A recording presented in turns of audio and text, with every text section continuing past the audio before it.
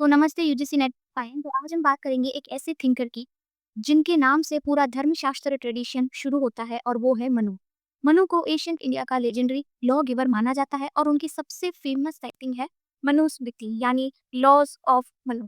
ये मनुस्मृति सिर्फ एक रिलीजियस टेक्स्ट नहीं है बल्कि एक पॉलिटिकल फ्रेमवर्क भी देती है जिसमें किंग, स्टेट, लॉ और सोसाइटी का पूरा मॉडल समझाया गया है। ये बात याद रखना बहुत ज़्यादा इंपॉर्टेंट है कि मनुस्मृति के बिना एशियंट इंडियन पॉलिटिकल थॉट को समझना ऑलमोस्ट इम्पॉसिबल है। इस टेक्स्ट में लीगल, पॉलिटिकल और सोशल आइडियाज एक साथ इंटीग्रेट किए गए हैं, जिसमें किंगशिप, स्टेटक्राफ्ट और जस्टिस के ऊपर डिटेल्ड व्यूज मिलते हैं। मॉडर्न स्कॉलर जैसे पीवी खाने और आर एस शर्मा भी कहते हैं कि अगर आपको प्री मॉडर्न इंडिया का पॉलिटिकल सिस्टम समझना है तो मनु के राइटिंग्स को इग्नोर आप नहीं कर सकते हो। तो चलिए स्टेप बाय स्टेप देखते हैं मनु का पॉलिटिकल थॉट, जो आज भी यूपीएससी और यूजीसी नेट एग्जाम्स में बहुत ही ज़्यादा इम्पोर्टेंट है। एक Manusmriti equals to model of ancient Indian polity, आप अपने दिमाग में ध्यान रखना। चलिए अब बात करते हैं मनु के सबसे इम्पोर्टेंट पॉलिटिकल कंसेप्ट की और वो है स्टेट और किंगशिप का ओरिजिन। इमेजिन करो एक टाइम जब सोसाइटी में टोटल चाओस था, ना कोई लॉ था, ना कोई ऑर्डर और ना प्रोटेक्शन। सब लोग अपनी मर्जी से जी रहे थे। मनु कहते हैं कि एनार्की से बचने के लिए लोगों ने मिलकर एक किंग को इलेक्ट किया जिसका काम था लॉ और ऑर्डर को प्रोटेक्ट करना, बनाए रखना, सोसाइटी को प्रोटेक्ट करना। अब इस आइडिया को हम आज के ज़माने में सोशल कॉन्ट्रास्ट थ्योरी से कंपेयर कर सकते हैं, जहां लोग अपनी फ्रीडम का थोड़ा हिस्सा सरेंडर करते हैं एक एक पावरफुल अथॉरिटी को, जिसे हम राज्य कहते हैं। बट एक इम्पॉर्टेंट ट्विस्ट है कि मनु का origin of kingship purely divine नहीं था, यानी किंग भगवान का अवतार नहीं था स्टार्टिंग में। वो एक पॉलिटिकल डिसीजन था, प्रैक्टिकल ज़रूरत थी एक ऑर्डर बनाए रखने के लिए।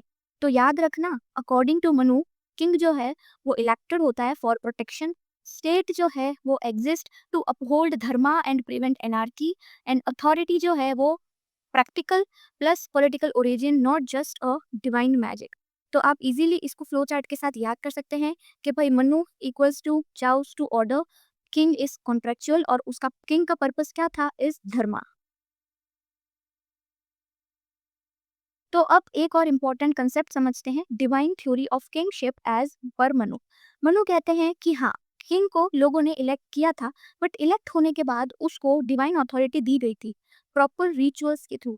इसीलिए किंग को कहा गया है a visible God on earth, यानी प्रत्यक्ष देवता। मतलब किंग सिर्फ पॉलिटिकल लीडर नहीं था, धर्म का जीवित प्रतिनिधि था। उसका काम था जस्टिस देना, अपहोल्ड धर्म को अपहोल्ड करना, लोगों की प्रोटेक्शन करना डिवाइन विल के हिसाब से। लेकिन ध्यान रहे, किंग का जो पावर एब्सोल्यूट बिल्कुल नहीं था, वो धर्म और शास्त्रों के रूल से बंधा हुआ था। मतलब किंग अगर गलत करे तो उससे भी अकाउंटेबिलिटी का सामना करना ही पड़ता था। तो आपको ध्यान रखना है, king is chosen by people, ritual से डिवाइन अथॉरिटी दी गई और बाउंडेड था किंग धर्म और स्क्रिप्चर से, और उसके पास कोई भी तरीके का एब्सोल्यूट पावर बिल्कुल नहीं था। ठीक है, तो वापस से रिवाइज करना, मनु के हिसाब से किंग को जनता चूज करती थी, लेकिन वो उसको बिल्कुल डिवाइन अथॉरिटी के थ्रू, रिचुअल्स के थ्रू उसको चुना जाता था, और वो धर्म के कंट्रोल में था और कोई भी तरीके की एब्सोल्यूट पावर उसके पास नहीं थी। चलो अब समझते हैं मनु के पॉलिटिकल थॉट में कि भाई किंग के क्या क्या जिम्मेदारियां होती है। ये जो पार्ट है ना, वो यूजीसी नेट के लिए बहुत बहुत बहुत ज़्यादा स्कोरिंग है। तो स्कोरिंग है तो आपको ध्यान से सुनना भी है, इसको मैं इंपॉर्टेंट स्टार लगा रही हूँ। ये पार्ट बहुत ज़्यादा इंपॉर्टेंट है। कैसे? देखो, पहला आता है प्रोटेक्शन ऑफ सब्जेक्ट, मतलब प्रजा की रक्षा। मनु कहते हैं कि किंग का सबसे पहला फर्ज है अपनी प्रजा की सुरक्षा, यानी राजा को लॉ एंड ऑर्डर बनाए रखना है और किसी भी एक्सटर्नल या इंटरनल थ्रेट से अपने लोगों को बचाना है। अगर एग्जाम्पल ले कि भाई डकैती, इन्वेंशंस, रायोट्स, हर सिचुएशन में किंग को जो है ना एक्टिव रोल लेना पड़ेगा। खुद की जान को खतरे में डालकर भी प्रजा की रक्षा उसे करनी पड़ेगी।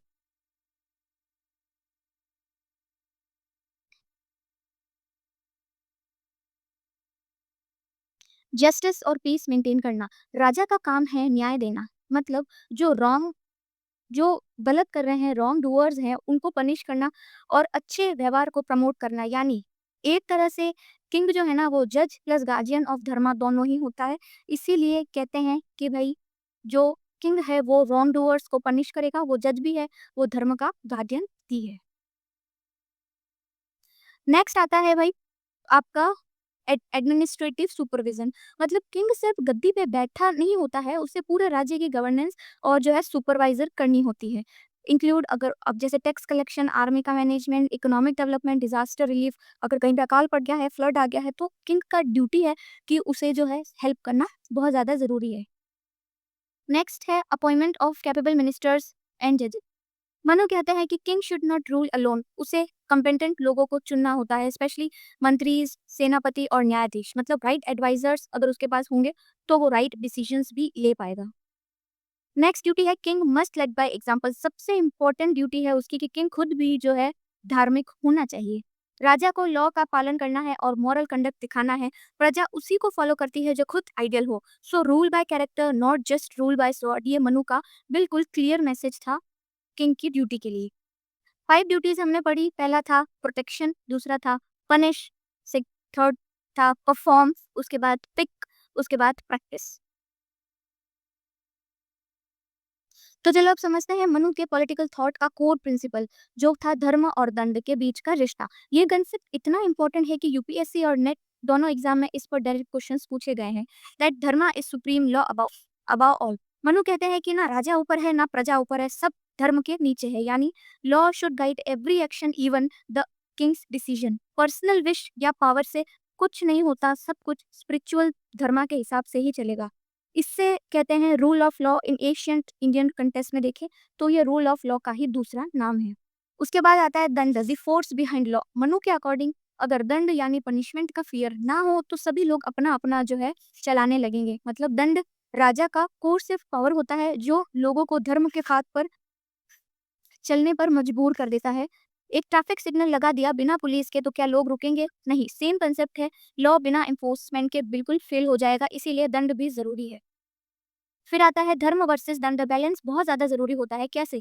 मनु क्लियरली कहते हैं कि धर्म बिना दंड से कुछ नहीं होता और दंड बिना धर्म से अत्याचार होता है।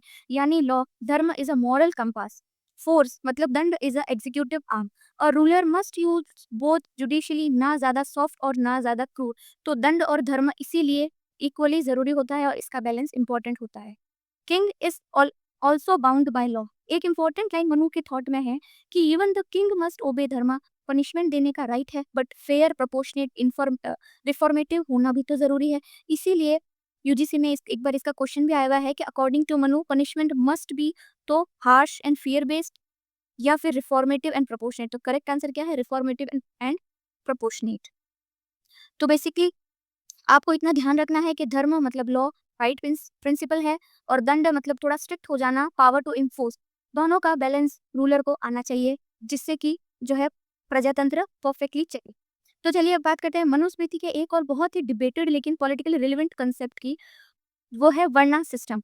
नेट के सिलेबस में सोशल और पॉलिटिकल थॉट दोनों का मिक्स इंपॉर्टेंट होता है और मनु के यहाँ दोनों डीपली इंटरकनेक्टेड है। पहला है वर्णा सिस्टम। मनु के अनुसार सोसाइटी में चाओस तब आता है जब लोग अपने रोल्स भूल जाते हैं। वर्णा सिस्टम एक ऐसा सोशल फ्रेमवर्क है जहाँ हर वर्णा का एक फिक्स रोल है। मतलब ब्राह्मण्स जो ज्ञान और धर्म के रखवाले हैं, क्षत्रिय जो राज्य के प्रोटेक्टर्स हैं, वैश्यस जो अर्थव्यवस्था को संभालते हैं, और शूद्रास जो सेवा और सपोर्ट सिस्टम की देखरेख करते हैं। तो मनु के लिए ये सिस्टम जो है ना फंक्शनल स्पेशलाइजेशन है। हर कोई अपने स्वधर्म के थ्रू समाज और राज्य को स्ट्रॉन्ग बनाता है। अब पॉलिटिकल पावर, जैसे किंग और रूलिंग क्लास मोस्टली जो है ना क्षत्रिय ही होते थे, लेकिन पावर अनलिमिटेड नहीं होती। उन्हें ब्राह्मण्स की एडवाइस लेनी पड़ती थी फॉर धर्म को समझना, न्याय करना या फिर रिचुअल्स को फॉलो करना। तो क्षत्रिय को भी जो है ब्राह्मण्स की एडवाइस लेना जरूरी होता था कुछ भी काम करने से पहले। जैसे कि एक सीएम के पास एग्जीक्यूटिव पावर होती है, लेकिन लीगल और कॉन्स्टिट्यूशनल एडवाइस एडवोकेट जनरल या लॉ मिनिस्ट्री से ही आती है, वैसे ही क्षत्रिय के पास बहुत पावर होती है लेकिन फिर भी उन्हें ब्राह्मण्स की एडवाइस लेनी जरूरी होती है। उसके बाद स्टेट्स रोल मेंटेन वर्ना ऑर्डर। राज्य का मेन काम क्या था? हर वर्ना को अपने स्वधर्म यानी ड्यूटी परफॉर्म करने देना। जो इस सिस्टम को तोड़ता था उस पर एक्शन लेना। इसका मतलब state was the protector of social code, not a reformer. एक क्वेश्चन आया था नेट में in Manusmriti, what is the role of state in varna system? तो क्या इसका आंसर होगा कि भाई to maintain social hierarchy through dharma. Next था Manu on hierarchy and stability. Manu कहते थे कि हायरार्की गलत नहीं है अगर सब अपने रोल निभाए तो। हर वर्णा के पास राइट्स भी हैं, ड्यूटीज भी हैं। ब्राह्मण्स सिर्फ ज्ञान दे लेकिन भोग से दूर दूर रहे। क्षत्रियस पावर यूज करे लेकिन न्याय से दूर रहे। वैश्यास ट्रेड करे लेकिन सामाजिक जिम्मेदारियों से दूर रहे। और शूद्रास सर्व करें लेकिन उनका भी प्रोटेक्शन हो। ये जो है ना म्यूचुअल रिस्पॉन्सिबिलिटी का सिस्टम था जिसको मनु बिल्कुल नेचुरल ऑर्डर कहते थे। अब इम्पोर्टेंट इनसाइट्स जो है नेट के लिए यही है कि मनु का वर्ना सिस्टम बिल्कुल पॉलिटिकल थॉट था कि भाई पावर का डिस्ट्रीब्यूशन ज़रूरी है। सोशल कंट्रोल मैकेनिज्म हर कोई सिस्टम में फिट हो और अपना अपने काम पे ध्यान दे। स्टेबिलिटी टूल जैसे एक मशीन के पार्ट्स अपनी सब अपनी जगह पे काम करते हैं ना, वैसे ही इन्हें भी अपनी अपनी पोस्ट का ध्यान रखते हुए काम करना चाहिए। ब्राह्मण्स, क्षत्रिय, वैश्य, शूद्रास। अब देखें तो ब्राह्मण्स को हम जो है सोसाइटी का, समाज का ब्रेन कह सकते हैं। क्षत्रियास को समाज की आर्म्स मतलब पावर कह सकते हैं। वैश्यस को स्टमक कह सकते हैं क्योंकि ये वेल्थ क्रिएट करते हैं। और शूद्रास को फीट कह सकते हैं, ये सपोर्ट बेस है। तो सब मिलकर समाज की बॉडी को चलाते हैं, इसीलिए एक क्विक रिवीजन कोड भी हो सकता है आप सबके लिए। अब बात करते हैं मनु के एडमिनिस्ट्रेशन और जस्टिस सिस्टम के बारे में। ये पार्ट हमेशा इंपॉर्टेंट रहा है, चाहे पेपर 2 हो या जीएस टाइप एमसीक्यूज पैटर्न वाले क्वेश्चन। क्योंकि graded court system and legal officers, Manu एक मल्टी टायर जुडिशियल सिस्टम बताते हैं जिसमें किंग के अलावा भी कई ऐसे लीगल ऑफिशियल्स का रोल होता है। जैसे गांव का मुखिया, विलेज लेवल पे डिस्ट्रिक्ट जजेस, Kings court, highest appeal authority. Manusmriti कहते हैं मनुस्मृति कहते हैं कि हर लेवल पे ट्रेंड और धार्मिक लोग होने चाहिए जिससे सोसाइटी का जो न्याय है, जो न्याय प्रशासन है वो सही से चले। अब नेट में एक बार एक स्टेटमेंट आया था कि according to Manu justice delivery was centralised only under the king. तो ये फॉल्स है, गलत है। It was graded and decentralised. उसके बाद आता है कि भाई इम्प्रेसाइज इम्पार्शलिटी, जजेस must base decision on evidence, custom and dharma. तो देखो मनु ने कहा कि न्याय में बायस की जगह नहीं होनी चाहिए। जजेस को 3 चीजें ध्यान में रखनी है। वो 3 चीजें क्या है? एविडेंस मतलब प्रमाण, लोकल कस्टम्स यानी आचार, धर्म यानी सेक्रेड लॉज। ये 3 पिलर्स मिलके बनाते हैं एक बैलेंस्ड सिस्टम जो सिर्फ पनिशमेंट नहीं बल्कि रिफॉर्म और ऑर्डर भी इंश्योर करता है। उसके बाद आ जाता है मंत्री परिषद मतलब काउंसिल ऑफ मिनिस्टर। राज्य का संचालन एक व्यक्ति का काम नहीं होता है। मनु कहते हैं किंग को मंत्री परिषद की सलाह लेनी चाहिए। काउंसिल का काम क्या है? पॉलिसी एडवाइस देना, एडमिनिस्ट्रेटिव इम्प्लीमेंटेशन में हेल्प करना, लोकल इश्यूज का फीडबैक देना। ये मॉडर्न कैबिनेट सिस्टम जैसा है जहाँ कलेक्टिव डिसीजन मेकिंग का कंसेप्ट दिया गया है। उसके बाद आ जाता है एंटी करप्शन। किंग जो है ना वो क्या है? वॉच डॉग है। मनु ने एक स्ट्रॉन्ग पॉइंट दिया है कि राजा को अपने अधिकारियों पे नजर रखनी चाहिए। जो अधिकारी भ्रष्ट होते हैं उनसे राज्य का विनाश होता है। ये वार्निंग मनुस्मृति में मिलती है कि किंग की ड्यूटीज क्या है? Inspect official regularly, reward honest officers, punish corrupt ones, ensure transparency in taxation and justice. तो expect the question on Manu's view on administrative responsibility। तो always recall king executive head भी है, chief justice भी है और chief auditor भी है। ध्यान रखना मनुस्मृति का एडमिनिस्ट्रेटिव मॉडल जो है बहुत ही वेल स्ट्रक्चर्ड, जस्टिस सेंट्रिक और धर्म बाउंडेड था। तो इस चीज़ को दिमाग में रखना। अब कुछ प्रीवियस ईयर क्वेश्चंस है। हमने अब तक मनु के पॉलिटिकल थॉट के जो है मेजर एस्पेक्ट समझे हैं, लेकिन एग्जाम के नज़रिए से सबसे इंपॉर्टेंट होता है कौन से पॉइंट्स पे यूजीसी नेट और यूपीएससी ने बार-बार क्वेश्चंस पूछे हैं। चलिए एक बार थोड़े से फटाफट से वो देख लेते हैं। जैसे एक क्वेश्चन है धर्म वंश वर्सेस दंड पे, ये मोस्टली रिपीटेड थीम पे होता है। According to Manu what is the relationship between dharma and danda? Which one among the following was seen as a means to enforce dharma by Manu? तो वही है correct idea. Dharma equals to principle और danda equals to enforcement tool. Ruler should use danda only to uphold dharma, not for personal power. अब role of king in upholding varna orders, varna system पर भी कई बार assertion reason या फिर डायरेक्ट क्वेश्चन आए हैं। जैसे एक पीवाईक्यू है कि in Manusmriti which varna is responsible for governance and who advise them? तो इसका आंसर है कि Kshatriya governs and Brahmin advise. तो मनु का मॉडल एक गाइडेड किंगशिप था। King has power but Brahmins has moral authority.